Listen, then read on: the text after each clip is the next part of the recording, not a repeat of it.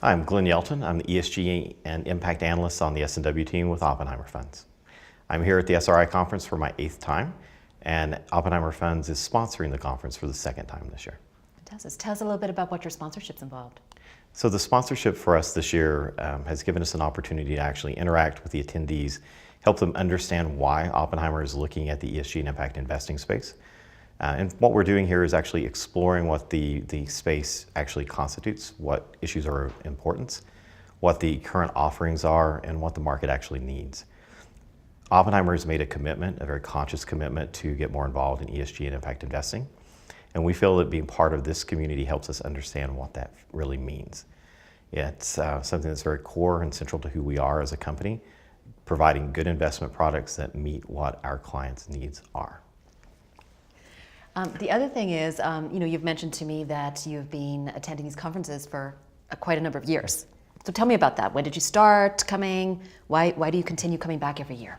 So this is my 8th year attending the SRI conference and the 3rd company that I've actually attended the conference with.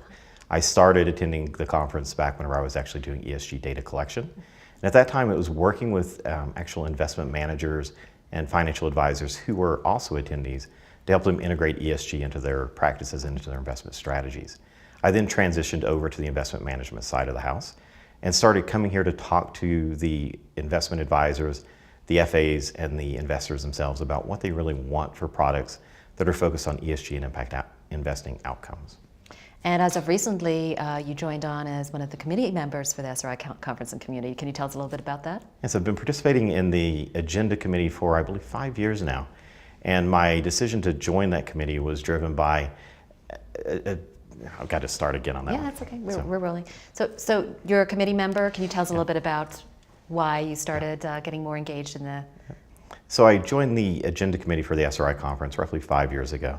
And the driver behind participating in the committee itself was to help identify good sources of information that can be shared with the broader community, to identify new voices, new trends, new subjects that are of importance to those who come to the conference, to help them understand what's going on both in the near term and the midterm as we're building out products and we're providing services to the investors that we work with.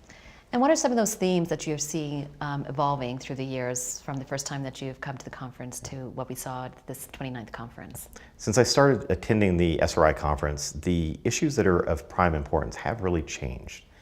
We started early on whenever I was attending, there was a lot of focus on Indigenous people's rights, which is still a critical topic, but it's sort of merged into other issues like topics such as climate change and its impact on disadvantaged communities and vulnerable populations, issues related to gender equity, fair and equitable access to education and healthcare.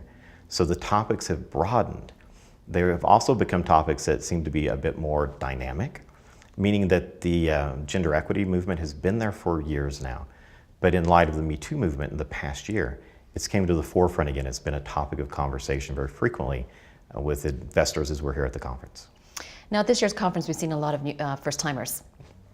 What would you like for them to take away from this year's conference? And in hopes that they return next year with sharing more information on their experience through this past year when they go back to their workplace and their own communities.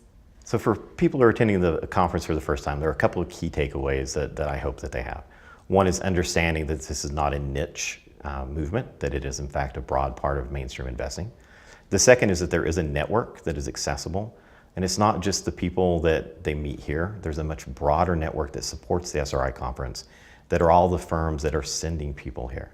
There are information sources that they may not have been aware of before they came to this conference, and hopefully whenever they leave, they've found that.